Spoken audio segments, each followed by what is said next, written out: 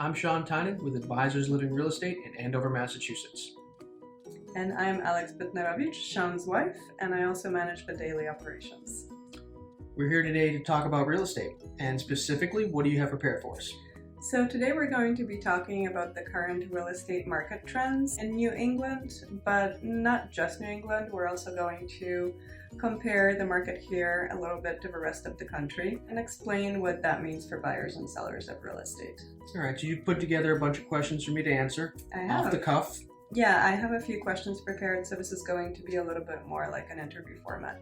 So a few weeks ago, you released a local spring market update video. Remind everyone of your local market in Massachusetts and also New Hampshire where you usually work. All right, so I live in Andover, so I pretty much target anything within 35 minutes to 45 minutes from where I live. I'll go further for listings. Buyers, I tend to be 35 minutes from my house. Listings, I tend to go about 45. And then I'll go as far south as 95. I'll cross 95. So I'll do towns like Melrose, Medford, Malden. You'll see me in Winchester. I will go out to Gloucester, Rockport. And then with New Hampshire, it's pretty much anything along the southern New Hampshire border. So it's going to be Portsmouth to Maine. And then I'll go as far north up 93 and Route 3 to your Manchester Concord line. So in the market update video from a few weeks ago, you mentioned that when rates spiked up last year, the buyer pool decreased and the number of listings also decreased, which is why we're seeing a market similar to that of last year in our area. How does that compare to the rest of the country, and why do you think that's happening here? So the rest of the country, especially the further west you go, you're seeing more listing on the market. So more people are listing their homes, and homes are sitting on the market a little bit longer. And there's a few reasons for that. Out on the west coast and on your way to the west coast, you're seeing a lot more land that can be developed.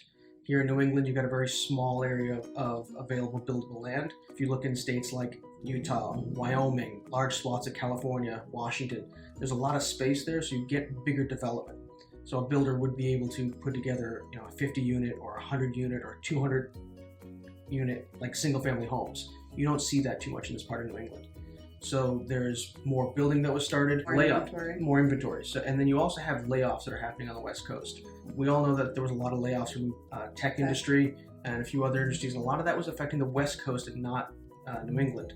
So as you have 30,000, 50,000, or 100,000 people getting laid off in a particular area, they are no longer buyers. Now, a lot of those companies that laid those people off, those people were able to get jobs pretty quickly, but they weren't getting jobs in California. They were getting jobs in Texas, Florida, Massachusetts. So they're leaving that area, which means they have to sell their house.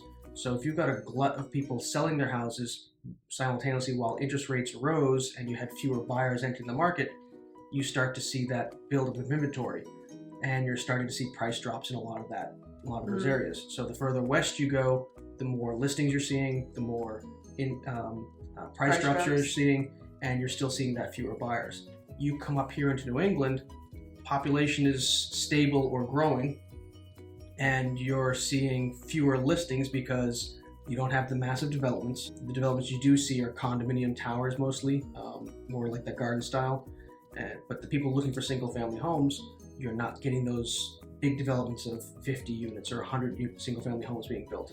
So that's not happening. So you've got a slight increase in population, you've got job stability. So even though you've got fewer buyers than you did this time last year, we have a lot fewer listings at the same time. So we're still seeing the trends we saw last year. We still get multiple offers on properties.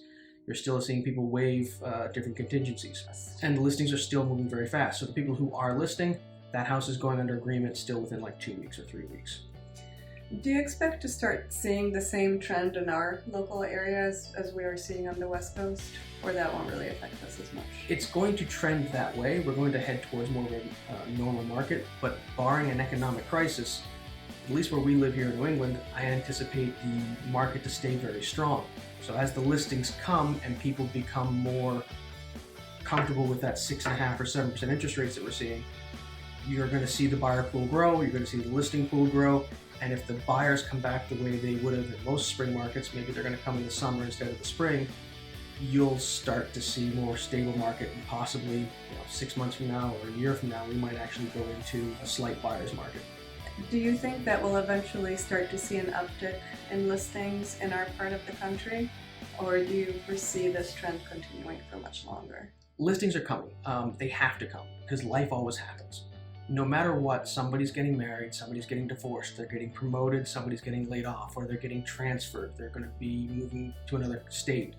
Kids have gone to college or going to college, or you're having kids.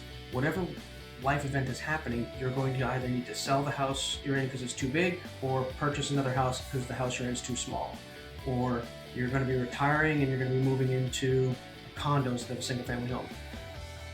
There's been such a reduction in listings that it's like a balloon. It just keeps building. These properties still need to sell. The guy who got the promotion at work still wants to buy the bigger house for the family. Or the guy who downsized his job and his income, he's going to have to sell that bigger costing house. This is all happening. These things are happening. So this balloon keeps, and it's going to pop. And when it does, you're going to start seeing, I think right now we have like 20 houses for sale in Andover, and we should have like 70 or 80. So that's all building up. So when this bursts, you're going to start seeing 20 listings, then 40, then 80, then 100. And you might see it shift so far the other way that we go from seller's market into a buyer's market, and it could happen pretty quickly. So as a seller, you're going to see a lot more competition if this happens, and people wait to list their homes. Yeah, it's not going to happen in the next 2 to 3 months, but I can't say what's going to happen 6 months from now or a year from now. So it's going to happen. The market is going to get the listings. I just can't tell you what day it's going to happen. Yeah.